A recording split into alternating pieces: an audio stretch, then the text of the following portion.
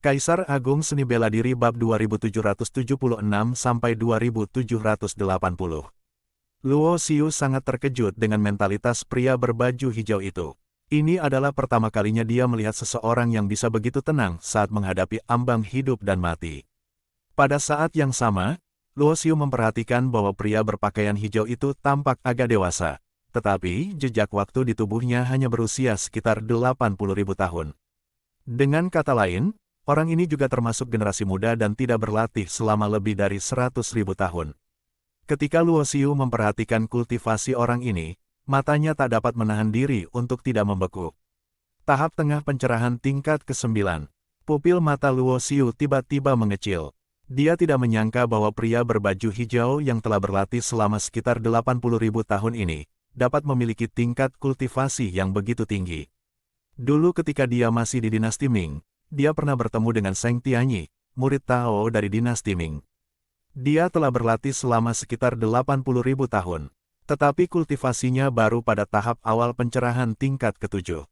Dibandingkan dengan lelaki berbaju hijau ini, sang Taois Zheng Tianyi tampaknya tak ada apa-apanya. Kemudian, tatapan Luo Xiu beralih ke putri pria paruh baya itu. Wanita ini memiliki sekitar 10.000 tahun waktu yang mengalir di tubuhnya. Dia lebih tua dari Jun Ruolan. Namun, tingkat kultivasi wanita ini jauh lebih rendah daripada Jun Ruolan, dan dia hanya berada di tingkat pencerahan ketiga. Ah, pada saat ini, teriakan melengking datang dari kehampaan. Tetapi lelaki tua berjubah hitam itu yang salah satu lengannya hancur dan berdarah, dan ia mundur karena ketakutan.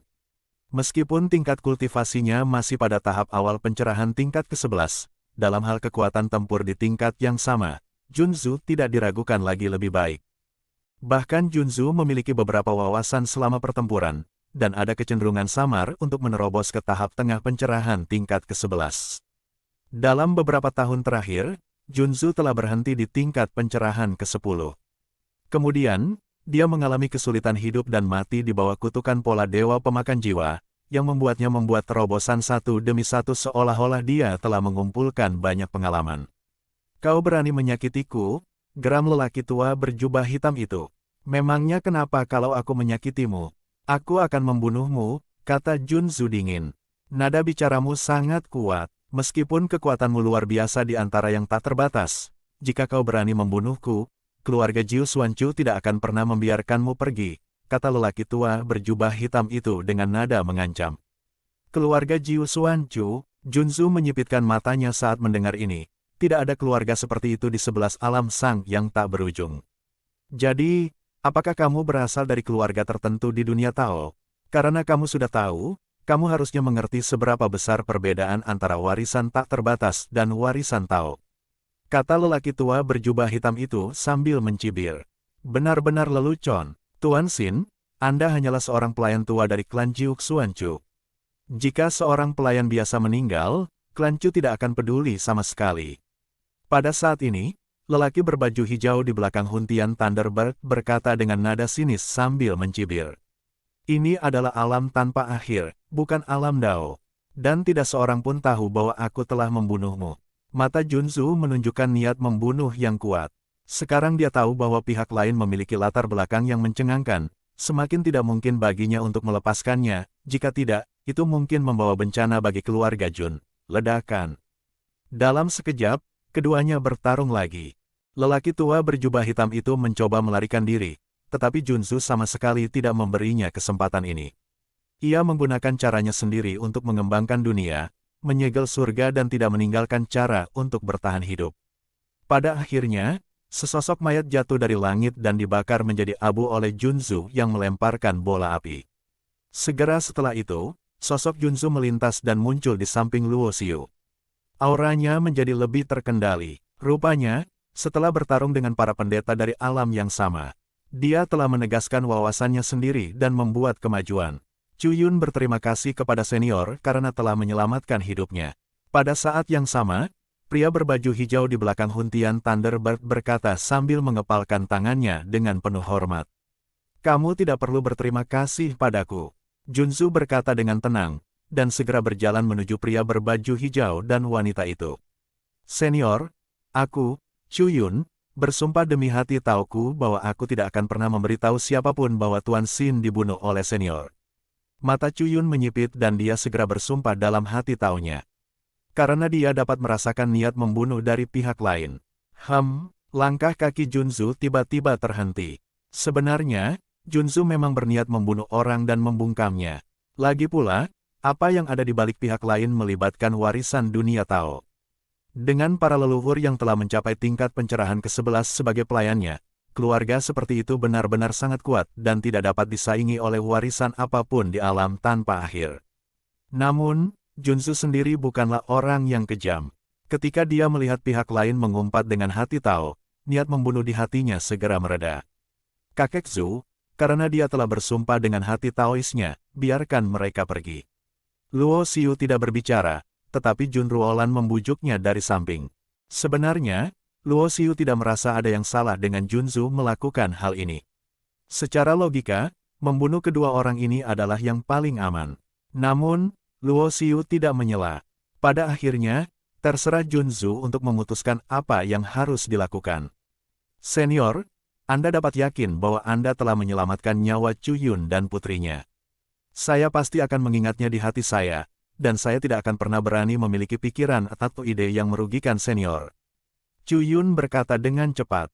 Jaga dirimu baik-baik. Junzu merenung sejenak, lalu akhirnya menghela napas.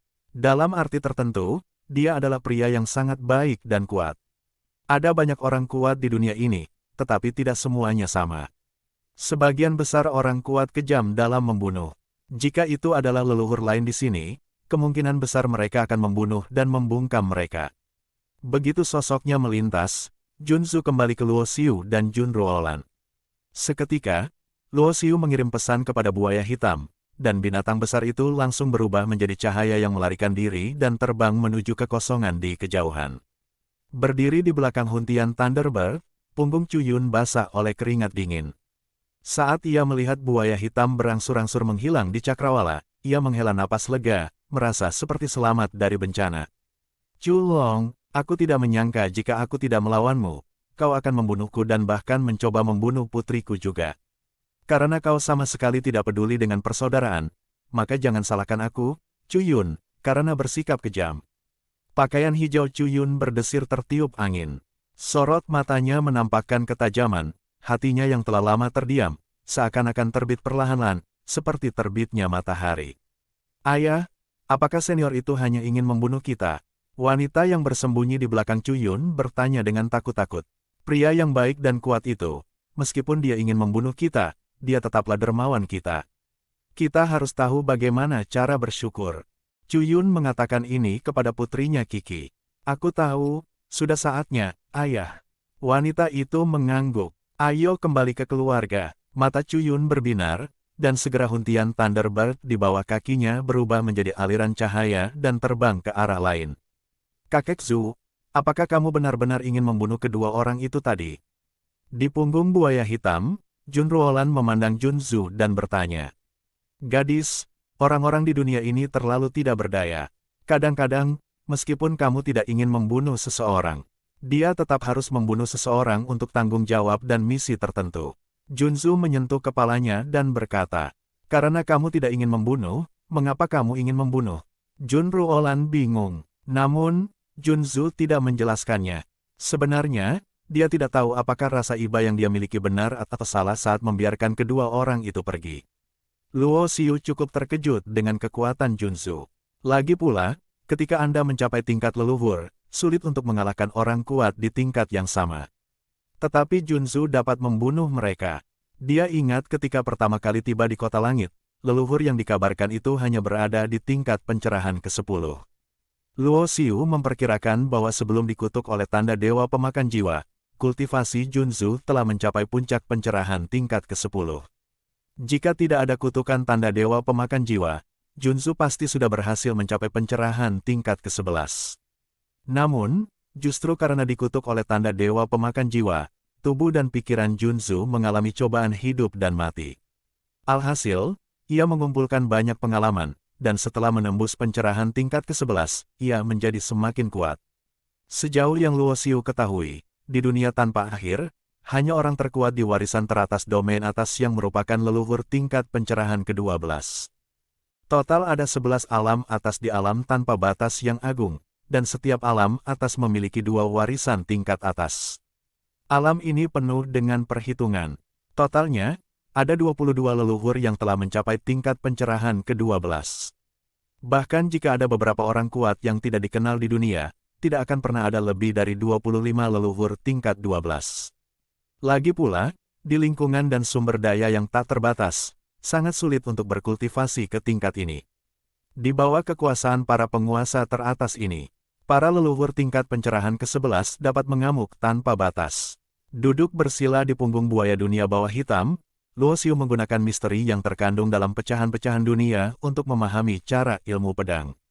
Bagaimanapun, dia sudah menjadi raja leluhur agung dari tingkat pencerahan ke-7. Dengan pemahaman dan persepsinya tentang jalan besar, ditambah dengan pemahamannya yang luar biasa, dia dengan cepat memahami misteri pedang. Domain transformasi. Tiba-tiba, Luo Xiu perlahan mengangkat tangannya, dan seberkas cahaya pedang yang ganas keluar dari ujung jarinya, dipenuhi aura yang tajam dan tajam. Kita sudah sangat dekat dengan alam ilahi Beiqing. Pada saat ini, suara Junzu terdengar, dan pada saat yang sama dia mengulurkan tangannya dan menunjuk ke kejauhan, sambil berkata, banyak orang sudah datang ke sini. Mengikuti arah tangan Junzu, Luo Xiu juga melihat banyak cahaya yang melesat keluar dari kehampaan. Beberapa adalah senjata sihir yang terbang, dan beberapa adalah binatang buas yang kuat. Tujuan semua orang adalah untuk langsung menuju ke alam ilahi Beiqing. Orang-orang ini pastilah para jenius dan orang-orang kuat dari alam-alam atas lainnya. Mata Luo Xiu sedikit menyipit, tatapannya tenang. Jika itu terjadi di masa lalu, dia tidak akan begitu percaya pada konferensi diskusi tanpa akhir. Namun semenjak dia memperoleh pencerahan di menara pencerahan, sekali lagi menentukan arah dan jalur kultivasinya di masa mendatang, serta selamat dari malapetaka pemusnahan, visi dan tatapannya telah menjadi sangat berbeda. Entah sudah berapa lama waktu berlalu. Di antara pegunungan, di hamparan hijau yang tak berujung, sebuah kota besar yang tampaknya sudah ada sejak zaman dahulu kala sedang melayang di langit. Di bawah kota ini, ada ratusan puncak yang menopangnya seperti pilar, menjadikannya pemandangan yang spektakuler. Apakah ini kota suci Beiqing? Luo Xiu merasa takjub saat melihat kota yang begitu megah. Dengan ratusan puncak gunung sebagai pilar, menyangga kota sebesar itu ibarat menyangga tulang punggung dunia. Hembusan angin perubahan waktu membuat orang merasakan siapa yang mengendalikan pasang surut dunia yang luas ini. Terlebih lagi, kota ini sangat besar. Bahkan dengan ukuran buaya hitam yang sangat besar, kota ini tidak ada apa-apanya dan tidak ada apa-apanya di hadapan kota yang megah ini. Jika kita menggunakan metafora yang lebih gamblang, satu jalan di kota dapat menampung 5 buaya hitam yang berjalan berdampingan. Anda dapat membayangkan betapa besarnya kota ini. Saat jaraknya mendekat, ada sebuah panggung batu gantung di luar kota suci Beiqing. Itu panggung penerimaan tamu. Ayo turun. Buaya hitam harus tetap di sini. Junzu menunjuk ke panggung batu dan berkata, kamu bebas. Suara Luo Xiu tiba-tiba sampai ke telinga buaya dunia bawah hitam. Saya berterima kasih atas kerja keras Anda selama ini. Meskipun saya tidak dapat mencabut batasan yang diberikan Gu Yue kepada Anda, saya mungkin tidak akan memanggil Anda lagi di masa mendatang. Luo Xiu berkata sambil tersenyum. Mengaum, buaya hitam mengeluarkan raungan kaget. Ketika dilarang, ia hampir tidak pernah mengharapkan kebebasan karena ia tahu keserakahan para pendeta manusia itu. Teruskan, Luo Xiu melambaikan tangannya, lalu segera berjalan bersama Junzu dan Junru Olan di udara, meninggalkan punggung buaya dunia bawah hitam. Ini adalah binatang buas yang kacau pada tingkat pencerahan ke-9. Apakah kamu akan membiarkannya bebas? Junzu menatap Luo Xiu dengan heran. Ya, Luo Xiu mengangguk. Padahal, baginya, binatang buas yang berada di tingkat pencerahan ke-9 tidak banyak membantu. Selain digunakan sebagai pengganti, kultivasi dan kekuatannya sendiri akan segera mencapai puncak tingkat pencerahan ke-9. Terlebih lagi, dia telah berjanji kepada buaya hitam saat itu bahwa dia akan bebas suatu hari nanti. Luo Xiu semula berencana untuk menunggu hingga akhir konferensi diskusi tanpa akhir sebelum mengembalikan kebebasannya, tetapi sekarang malah lebih cepat dari jadwal. Binatang buas manapun mendambakan kebebasan, karena mereka suka terbang tinggi di kedalaman kehampaan yang kacau. Jadi setelah memastikan bahwa Luo Xiu benar-benar memberinya kebebasan, buaya hitam berubah menjadi seberkas cahaya dan terbang ke kejauhan sambil meraung. Begitu luasnya sehingga kita mungkin tidak akan pernah bertemu lagi. Berhati-hatilah setelah memasuki kota suci Beijing, karena mungkin ada orang kuat dari dunia Tao di sini. Karena tidak ada buaya dunia bawah hitam, kelompok itu tidak perlu lagi pergi ke peron penerimaan, jadi mereka terbang melintasi langit dan tiba di atas kota suci Beijing.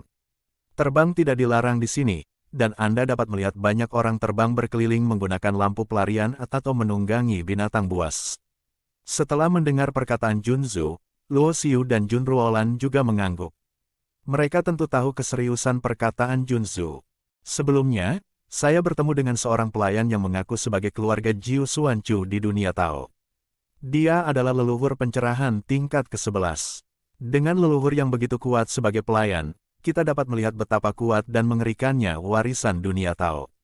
Tingkat kultivasi Junzu dapat mendominasi di dunia tanpa akhir. Saya khawatir jika ditempatkan di dunia Tao, akan ada banyak makhluk yang lebih kuat darinya. Luo Xiu bahkan merasa bahwa mungkin ada banyak orang yang lebih kuat dari Junzu di kota suci Beijing.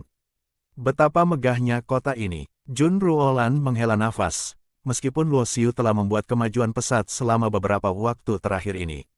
Tetapi hal yang paling mencengangkan mungkin adalah kecepatan kultivasi Jun Ruolan. Karena kultivasinya telah mencapai tingkat pencerahan ke-7, dan ketika dia berada di kota langit, kultivasinya sebenarnya lebih rendah dari Luo Xiu. Senior, di mana konferensi Taoisme tanpa akhir akan diadakan? Luo Xiu melirik alam ilahi Beijing dan bertanya pada Junzu di sampingnya. Gereja Tao Beijing. Junzu berkata perlahan sambil menunjuk ke arah selatan kota suci Beijing. Terlihat sebuah portal tinggi berdiri di kejauhan, seolah-olah menghubungkan langit dan bumi. Besar sekali pintunya, kata Jun Ruolan dengan heran. Ada aura Dao Yun yang kuat mengalir di gerbang ini. Apakah ini gerbang Dao Beijing yang disebut para senior? Luo Xiu bertanya dengan ragu. Di dunia yang tak berujung, dia sepertinya belum pernah mendengar tempat seperti itu. Meskipun alam Dewa Beijing berada di alam Ming, namun tidak berada di bawah yurisdiksi alam Ming. Sebaliknya, berada di bawah kendali Sekte Dao Beijing. Tempat ini menghubungkan Wu dan alam Tao. Dan setiap konferensi diskusi Dao tanpa akhir diatur oleh Sekte Beijing Dao. Mengenai asal-usul Sekte Beijing Dao, Anda mungkin bisa menebaknya. Itu adalah warisan yang kuat di dunia Tao. Ketika Junzu menyebutkan asal-usul Sekte Beijing Dao, ekspresinya sangat serius. Bahkan leluhur tingkat ke-11 pun akan merasa tabu untuk menyebutkannya. Luo Xiu dapat membayangkan betapa kuatnya Sekte Beijing Dao ini. Tidak diragukan lagi, itu adalah eksistensi yang sepenuhnya melampaui semua warisan teratas di domain atas. Ikuti aku. Sambil berkata demikian, Junzu berjalan di udara dan memimpin jalan menuju gerbang Dao Beijing. Mengikuti Junzu, saat dia mendekati gerbang Dao Beijing, Luo Xiu melihat bahwa pada dasarnya tidak ada biksu yang berkeliaran di sekitar gerbang Dao Beijing. Bahkan para biksu yang mengendalikan binatang buas untuk menghindari cahaya akan menjauh dari Beijing Daomen saat mereka mendekatinya.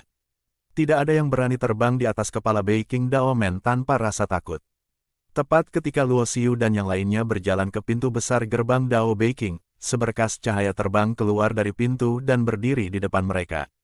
Siapakah Anda dan mengapa Anda ada di Beijing Daomen? Ini adalah seorang pria parubaya dengan sedikit ekspresi di wajahnya dan sedikit janggut di dagunya. Dia mengenakan jubah hijau emas. Ada sebuah tanda yang tergantung di pinggangnya. Pola yang terukir di sana sama dengan apa yang dilihat Luo Xiu dan yang lainnya. Portal yang kulihat persis sama. Jelas, tanda ini adalah tanda milik Sekte Beijing Dao. Kami adalah para biksu dari alam surga, di sini untuk konferensi Taoisme tanpa akhir ini. Junzu berkata sambil menangkupkan kedua tangannya dan mengepalkan tinjunya. Setelah mendengar ini, pandangan pria parubaya itu tertuju pada Luo Xiu dan Jun Ruolan. Ketika dia merasakan jejak waktu pada kedua orang ini hanya berusia 10.000-20.000 tahun, matanya tiba-tiba mengecil. Sungguh tidak dapat diterima jika seorang jenius yang telah berlatih selama 20.000 tahun dapat berpartisipasi dalam konferensi diskusi tanpa akhir. Apakah seorang gadis kecil yang baru berlatih kurang dari 10.000 tahun datang ke konferensi diskusi tanpa akhir untuk membuat kecap? Setelah memikirkannya, lelaki parubaya itu tidak bertanya lagi. Dia hanya menganggap gadis kecil itu mengikuti para tetua untuk mendapatkan pengalaman. Tolong ikuti aku. Pria parubaya itu memberi isyarat untuk mengundang. Mengenai apakah ketiga orang ini datang untuk berpartisipasi dalam konferensi diskusi tanpa akhir, dia tidak perlu memverifikasi apapun. Karena di kota suci Beiqing ini, tidak ada seorang pun yang berani menipu sekte Dao Beiqing. Sebelum melangkah ke gerbang, Anda tidak dapat melihat apa yang ada di balik gerbang. Gerbang ini memisahkan seluruh bagian selatan kota suci Beiqing dari tempat lain. Saat memasuki gerbang Beiqing Dao, Luo Xiu melihat panggung pertempuran dibangun satu demi satu. Panggung pertempuran ini sangat besar dan memiliki batasan kuat yang terukir di sekelilingnya. Jika tidak ada yang lain, panggung pertempuran ini harus dipersiapkan untuk konferensi Dao tanpa akhir. Daerah ini adalah daerah di mana orang-orang dari semua pasukan utama di Endless dapat bergerak. Pada saat yang sama, pria parubaya yang memimpin jalan menunjuk ke sebuah menara di depannya. Menara ini sangat besar, agak mirip dengan gedung pencerahan, dengan total 7 lantai. Dan ada pintu di setiap lantai.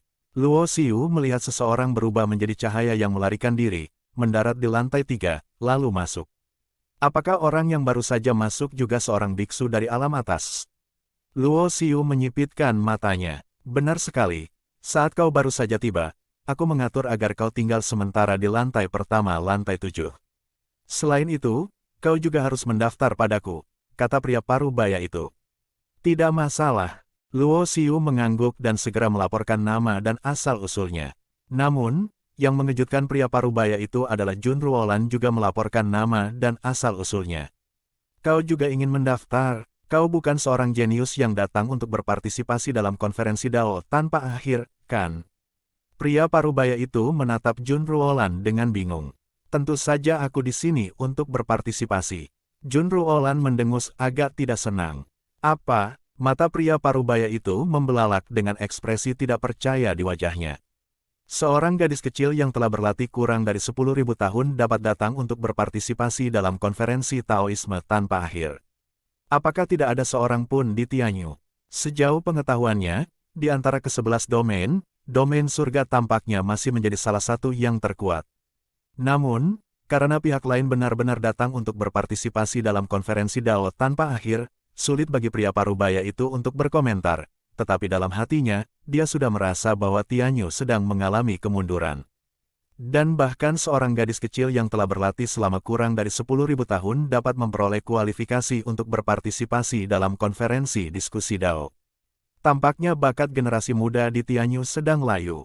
Meskipun Junzu tidak ada di sini untuk berpartisipasi dalam konferensi diskusi tanpa akhir, dia tetap perlu mendaftar.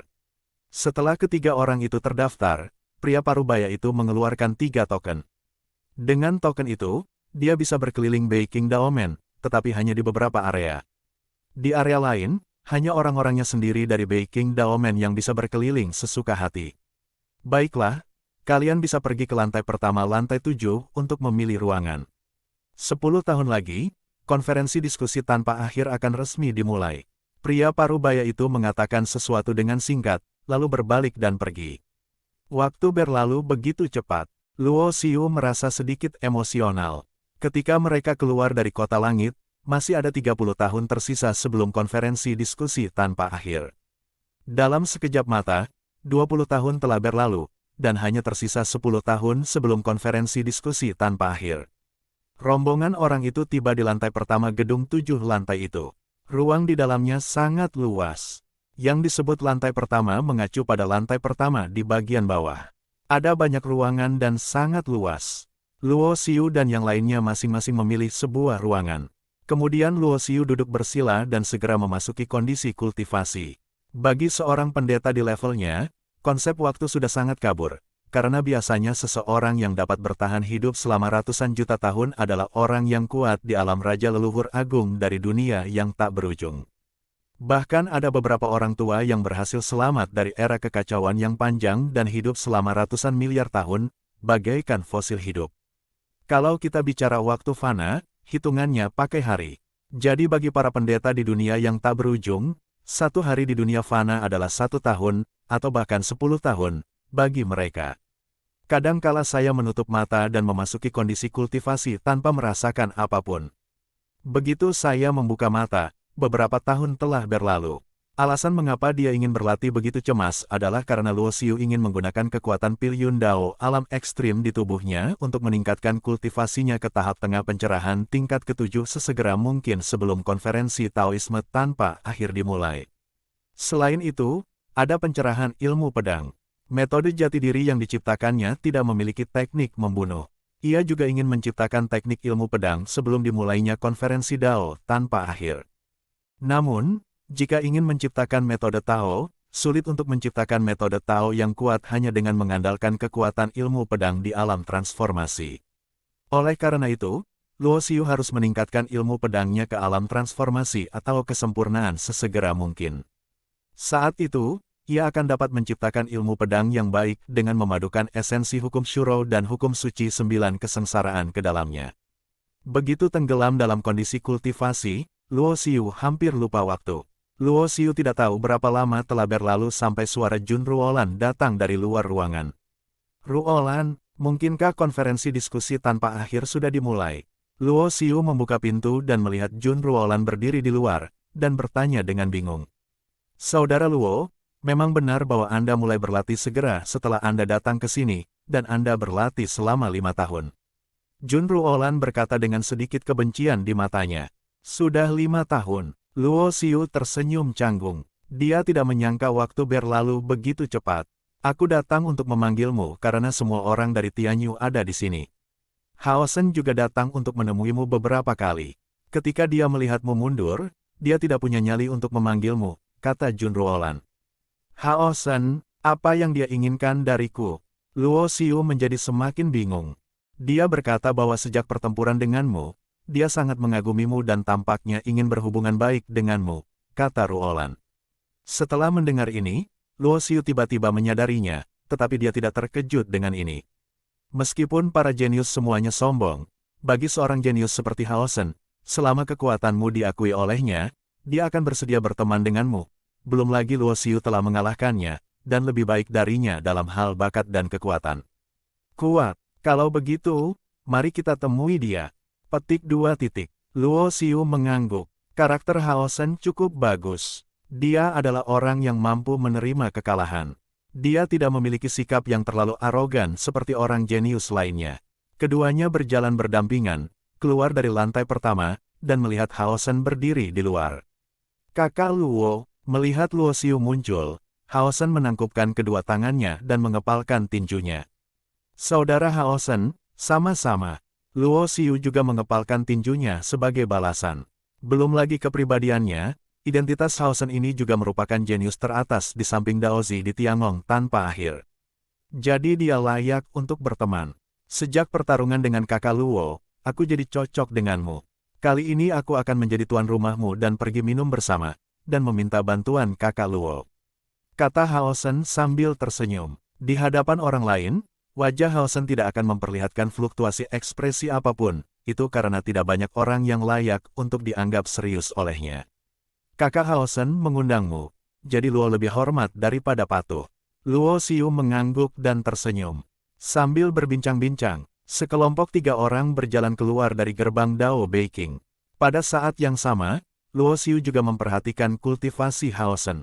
"Selamat kepada saudara Hao Shen. Kultivasimu juga telah menembus ke tingkat pencerahan ke-7. Luo Xiu tidak terkejut dengan hal ini. Lagi pula, bakat Hao Shen sendiri ada di sana, dan dengan sumber daya yang disediakan oleh Istana Surgawi yang tak terbatas, akan aneh jika tidak berhasil. Juga, Hao Shen tertawa terbahak-bahak, "Aku baru saja berhasil menembus level ini. Dari apa yang kamu katakan, sepertinya kamu sudah berhasil menembus level ini." Pada saat yang sama, Hao Shen menatap Jun Ruolan. Hal yang paling mengejutkan adalah peri Ruolan. Dia baru berlatih kurang dari 10.000 tahun. Tetapi dia adalah leluhur agung dari pencerahan tingkat ke-7. Sepanjang sejarah yang tak berujung, tidak ada orang yang memberontak seperti itu. "Aku jauh tertinggal dari kakak Luo," kata Jun Ruolan sambil tersenyum. Namun, hanya Luo Xiu yang menyadari kesedihan yang terpancar di matanya. Yang lain terkejut dengan bakatnya. Faktanya, hanya sedikit orang yang tahu bahwa jika belenggu garis keturunannya tidak dapat diatasi, dia akan mati dalam 10.000 tahun. Ada juga beberapa restoran dan sejenisnya di dekat Beiking Daomen. Mereka bertiga datang ke sebuah restoran yang tergolong mewah. Awalnya, Haosen menginginkan kamar pribadi, tetapi tidak ada ruang di kamar pribadi itu, jadi dia harus memilih untuk tinggal di lobi. Tepat saat mereka bertiga duduk, sebuah suara aneh terdengar. Haosen dari istana surgawi tak berujung di alam surga. Apakah itu kamu? Saat suara itu datang, langkah kaki pun mengikutinya. Luo Xiu mendongak dan melihat dua biksu yang tampak muda berjalan mendekat. Salah satunya adalah seorang pemuda berjubah hitam. Menatap Haosen dengan penuh kebencian. Dia hanya seorang jenderal yang kalah. Jika kau tidak ingin kalah, keluarlah dari sini. Wajah Haosen menjadi gelap dan dia berteriak dengan dingin. Setelah mendengar ini, Luo Xiu secara garis besar mengerti apa yang tengah terjadi. Selama 5 tahun yang dihabiskannya dalam pengasingan, semakin banyak orang jenius dari alam atas datang ke sekte Beiking Dao. Adalah hal yang wajar bagi banyak jenius untuk berkumpul dan berkonflik. Sebagai seorang jenius yang kuat di pihak Tianyu, Haosen pasti sering terprovokasi. Dan pemuda berjubah hitam ini tidak diragukan lagi adalah salah satu dari mereka, dan dia juga dikalahkan oleh Haosen. Setelah dimarahi oleh Haosen, wajah pemuda berjubah hitam itu tiba-tiba menjadi sangat muram, dan dia mencibir, "Jangan berpikir bahwa kamu bisa menjadi sombong setelah mengalahkanku. Kali ini lawanmu bukan aku." Saat berbicara, pemuda berjubah hitam itu menatap pria berbaju biru di sebelahnya dan berkata dengan hormat, "Saudara Lingwu, orang bernama Haosen inilah yang mempermalukan orang-orang di wilayah udara kita beberapa hari yang lalu. Mengatakan bahwa generasi muda di wilayah udara kita semuanya pengecut. Ayam dan anjing kampung." Mata Haosen dipenuhi dengan dingin dan keras, karena dia sama sekali tidak pernah mengucapkan kata-kata itu. Namun dia tak mau repot-repot menjelaskannya, karena sebelum dia datang ke sini, para tetua istana surgawi tak berujung sudah memberitahunya, kalau dia bertemu dengan para jenius dari alam atas di sini, mereka tidak boleh melemahkan momentum istana surgawi tak berujung. Mengenai kurangnya penjelasan Haosen, pria berbaju biru bernama Lingwu percaya bahwa dia memang telah mengatakan kata-kata ini, dan aurat tajam tiba-tiba muncul di matanya. Namun, Luo Xiu tahu bahwa dengan karakter Haosen, dia tidak akan pernah mengatakan hal semacam itu. Jadi dia melirik pemuda berjubah hitam itu dan berkata dengan tenang, "Jika kamu tidak bisa mengalahkan orang lain, cari saja pembantu, dan kamu masih memfitnah pihak lain. Aku benar-benar ragu bahwa orang sepertimu dapat dianggap sebagai jenius generasi muda. Sepertinya dari wilayah udaramu benar-benar tidak ada seorang pun yang tersisa, dan penjahat tercela seperti itu dapat datang ke konferensi Dao tanpa akhir." Petik 2. Nada bicara Luo Xiu benar-benar meremehkan, penuh penghinaan dan sinisme. Hal itu membuat pemuda berjubah hitam itu langsung murka dan menatapnya dengan niat membunuh. "Apakah kau ingin mati? Beraninya kau mempermalukanku." Jika dia tidak takut dengan kekuatan Haosen, pemuda berjubah hitam itu pasti sudah bertindak sejak lama. "Memangnya kenapa kalau aku mempermalukanmu? Apa kau akan menggigitku?" Luo Xiu masih bersikap acuh tak acuh. "Kamu ingin mati?" Pemuda berjubah hitam itu geram. "Kau tunggu di sini, bocah. Aku akan hancurkan kau menjadi abu." Sebagai tanggapan, Luo Xiu hanya tersenyum menghina. Beraninya seorang raja leluhur yang berada di puncak pencerahan tingkat ke-6 berani membunuhnya. "Jangan bilang aku tidak akan memberimu kesempatan. Selama kamu bisa menghalangi salah satu jariku, aku akan kalah." Luo Xiu berkata dengan ringan. "Anda," pemuda berjubah hitam itu sangat marah hingga wajahnya memerah. "Kau hanya seorang anak kecil yang telah berlatih selama sekitar 20.000 tahun, beraninya kau menghadapiku hanya dengan satu jari. Kamu terlalu banyak bicara." Tatapan mata Luo Xiu tiba-tiba menjadi dingin, dan dia melihatnya duduk di sana tanpa bergerak. Saat dia berkata, dia hanya mengangkat satu jari dan menunjuk ke arah pemuda berjubah hitam itu. Dalam sekejap, jarinya tampak berubah menjadi gunung pedang yang mengerikan, menghancurkan pemuda berjubah hitam itu dengan tekanan yang tak tertandingi. Ledakan. Semua ini terjadi dalam momen yang sangat singkat. Ketika orang-orang di sekitarnya sadar kembali, pemuda berjubah hitam itu telah terbang menjauh, dan kabut darah dalam jumlah besar meledak dari tubuhnya, meneteskan darah. "Anda," pemuda berjubah hitam itu tampak ketakutan. Meskipun ia terbiasa bersikap mendominasi, bukan berarti ia seorang idiot. Lawan bisa menghancurkannya hanya dengan satu jari. Dia tidak diragukan lagi adalah seorang master yang kultivasinya jauh lebih unggul darinya. Pada saat yang sama, pria berbaju biru yang diundangnya itu menatap Luo Xiu dengan mata membara. Teman ini baru berkultivasi sekitar 20.000 tahun dan memiliki kekuatan kultivasi yang begitu kuat. Jika tebakanku benar, kamu seharusnya adalah orang bernama Luo Xiu di Tianyu, kan? Apakah dia Luo Xiu? Saya baru ingat bahwa tampaknya ada orang seperti itu di alam surga. Dia disebut sebagai jenius nomor 1 setelah Daozi, dan dia baru berlatih selama sekitar 20.000 tahun. Aku tidak menyangka dia begitu kuat. Lebih baik bertemu dengannya daripada menjadi terkenal. Benar sekali, seorang jenius tingkat leluhur teratas yang dapat menghancurkan puncak pencerahan tingkat ke-6 dengan satu jari pasti telah mencapai pencerahan tingkat ke-7, kan? Ya Tuhan, Raja Leluhur Agung yang telah berlatih selama 20.000 tahun pada tingkat pencerahan ke-7. Tidak ada seorang pun bahkan di tingkat Tao yang dapat melakukannya, kan? Banyak orang dari berbagai kekuatan alam atas duduk di lobi restoran. Ketika mereka mendengar nama Luo Xiu, mereka semua mulai berbicara. Mendengar komentar-komentar di sekitarnya, Luo Xiu sedikit terkejut. Dia tidak menyangka bahwa ketenarannya begitu besar sehingga para jenius lain di domain atas sudah mengetahui perbuatannya. Junru Olan menatap wajah Luo Xiu dengan kagum.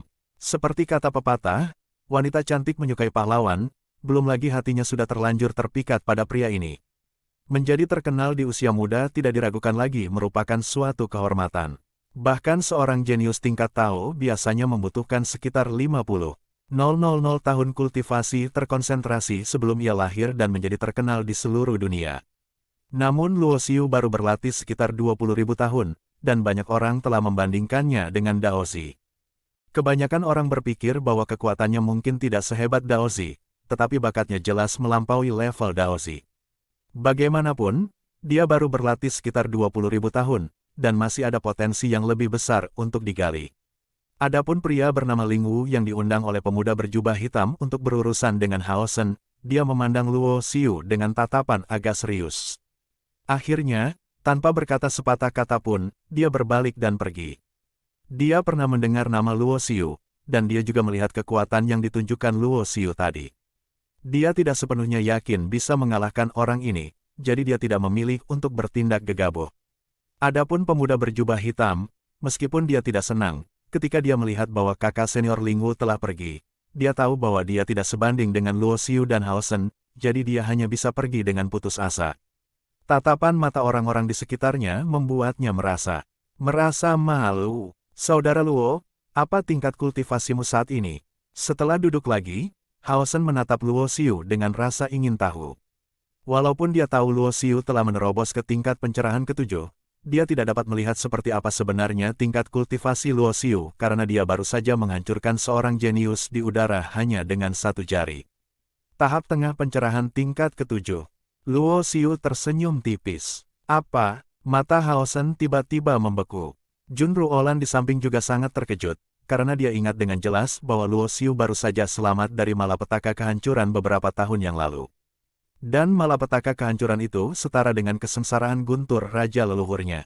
Yang tidak diduga Junru Olan adalah Luo Xiu hanya mengasingkan diri selama 5 tahun setelah datang ke Beiqing Daomen, tetapi kultivasinya telah meningkat dan dia telah memasuki tahap tengah pencerahan tingkat ke-7.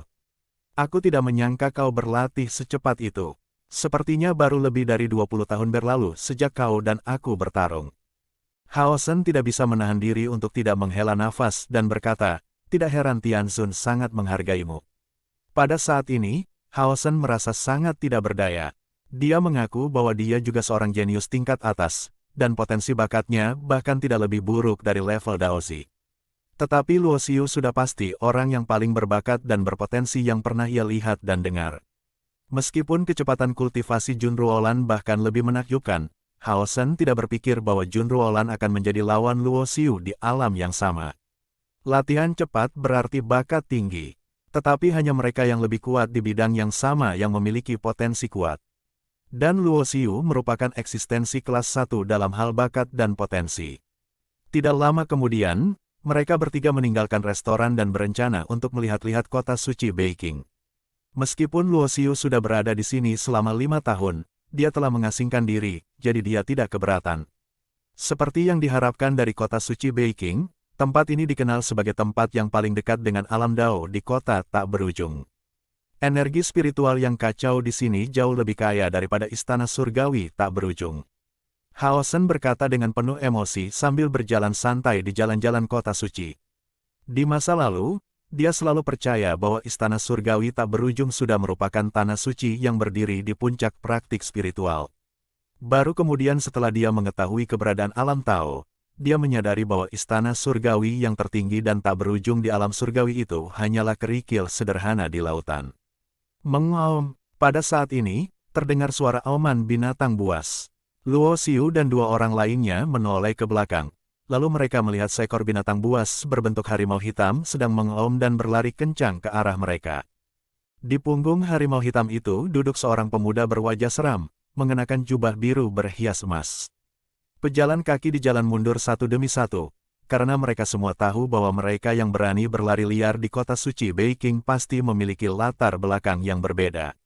Seorang wanita muda tertegun sejenak, sehingga dia tidak dapat minggir tepat waktu. Harimau hitam yang berlari itu mengayunkan cakarnya dan meraung ke arah wanita muda itu. Hati-hati. Luo Xiu dan Hao Shen mengerutkan kening. Sementara Junru Olan di samping mereka memiliki hati yang lebih baik. Begitu sosoknya melintas, dia berubah menjadi cahaya yang melarikan diri dan bergegas mendekat. Ledakan. Junru Olan muncul di samping wanita muda itu, membalikkan tangannya dan memukul telapak tangan. Api yang agung melonjak keluar, berubah menjadi jejak telapak tangan, dan bertabrakan dengan cakar tajam harimau hitam itu. Pada saat yang sama, Junru Olan membawa wanita muda itu kembali ke Luo Xiu dan Hao Shen. Mengaum, harimau hitam itu mengeluarkan raungan marah. Mengingat Junru Olan telah memasuki tingkat pencerahan ke-7, telapak tangan yang memadatkan kekuatan jalan api itu justru ditembakkan oleh harimau hitam itu. Ini menunjukkan bahwa kekuatan binatang buas harimau hitam ini juga tidak bagus. Sederhana saja, pada saat ini, beberapa binatang buas harimau hitam yang lebih ganas menyerbu. Di punggung setiap harimau hitam, ada seorang biksu yang duduk dengan aura yang ganas. Namun, harimau hitam yang mereka tunggangi lebih besar dari harimau hijau di kepala. Pria berjubah itu sedikit lebih kecil. Kau benar-benar berani sekali melukai tunggangan tuanku. Siapa yang memberimu keberanian ini? Pemuda yang memimpin memiliki tatapan mata yang dingin, dan jubah hijaunya yang berhiaskan emas berkibar tertiup angin. Namun saat dia menyadari penampilan dan temperamen Junru Olan, ada jejak keinginan jahat di matanya yang menyeramkan, dan dia melambaikan tangannya dan berkata, bahwa wanita ini kembali kepadaku. Aku akan melatihnya dengan baik dan memberitahu dia apa yang harus dilakukan dan apa yang tidak boleh dilakukan. Ya, mengikuti di belakang, para pendeta di punggung harimau hitam lainnya merespons, dan segera berubah menjadi cahaya yang melarikan diri satu persatu, langsung menuju Junru Olan dengan kecepatan yang mencengangkan. Dalu Ova, Luo Xiu melangkah maju, memadatkan energi spiral di antara kedua telapak tangannya, membentuk segel tinju dengan tangannya, dan meninju keluar. Ledakan, raungan mengerikan bergema, dan ruang yang luas hancur seperti cermin oleh pukulan Luo Xiu. Adapun para biksu yang bergegas menuju Junru Olan, mereka semua memuntahkan darah dan terbang mundur. Kau tidak tahu bagaimana hidup dan mati, beraninya kau ikut campur dalam urusan tuanku. Pria berjubah hijau itu berteriak dengan marah, mengangkat tangannya dan menamparkan Luo Xiu. Ledakan, Luo Xiu juga melancarkan pukulan, telapak tangan dan jari-jarinya saling beradu. Saat berikutnya, lelaki berjubah hijau itu menjerit melengking, karena seluruh lengannya dipukul oleh Luo Xiu dan meledak menjadi kabut darah. Tidak hanya itu, kekuatan mengerikan terus tersalurkan ke seluruh tubuhnya, dan kabut darah dalam jumlah besar terus meledak, bahkan memperlihatkan tulang-tulang putih yang padat. Baru satu ronde saja, lelaki berjubah hijau itu sudah sangat menderita, tanpa ada sehelai pun daging dan darah utuh di sekujur tubuhnya. Kau ingin membunuhku demi sampah seperti dirimu? Luo Xiu meremehkannya. Untuk sampah seperti ini, dia bahkan tidak menggunakan seluruh kekuatannya sama sekali. Kekuatan fisiknya belum sepenuhnya diaktifkan, dan dia hanya menggunakan kekuatan magis Daluo. Apakah kamu tahu siapa aku? Melihat Luo Xiu berjalan ke arahnya, pria berjubah hijau itu berteriak ngeri. Pada saat yang sama, harimau hitam yang ditumpanginya meraung dan bergegas menuju Luo Xiu. Tubuh binatang buas ini dipenuhi dengan fluktuasi aura tahap akhir pencerahan tingkat ketujuh. Binatang jahat, Luo Xiu berteriak keras, dan 4 cincin dewa langsung muncul di belakang kepalanya. Dia mengangkat tangannya dan meraih 2 cakar harimau hitam itu. Segera setelah itu, mata Luo Xiu berubah menjadi kegelapan pekat. Dan cahaya pedang penghancur dunia yang mengerikan melesat keluar dari matanya. Engah. Tubuh Black Tiger terpotong oleh cahaya pedang penghancur dunia, terbelah 2, dan darah berceceran. Binatang buas tingkat kekacauan di tahap akhir pencerahan tingkat ketujuh, mati. Tunggu saja aku. Lelaki berjubah hijau itu makin ketakutan. Tanpa ragu ia berubah menjadi cahaya dan berbalik hendak melarikan diri. Ketika Luo Xiu hendak membunuh orang ini, Hao Shen menghentikannya dan berkata dengan suara yang dalam. Orang ini berani bersikap begitu sombong dan angkuh di kota suci Beiqing. Dia seharusnya memiliki banyak sejarah. Jika kamu membunuhnya, aku khawatir keadaan akan sangat merepotkan. Kalian bertiga harus meninggalkan kota suci Beiqing sesegera mungkin. Tuan muda Kastil Tianlei yang terluka parah oleh kalian adalah putra kesayangan Tuan Kastil Tianlei. Jika dia kembali dan mengundang bala bantuan, kalian mungkin tidak akan punya kesempatan untuk melarikan diri. Tiba-tiba, sebuah pesan ilahi jatuh ke telinga Luo Xiu dan yang lainnya. Tetapi orang yang menyampaikan pesan itu tidak muncul. Tampaknya, dia tidak ingin terlibat dalam masalah ini.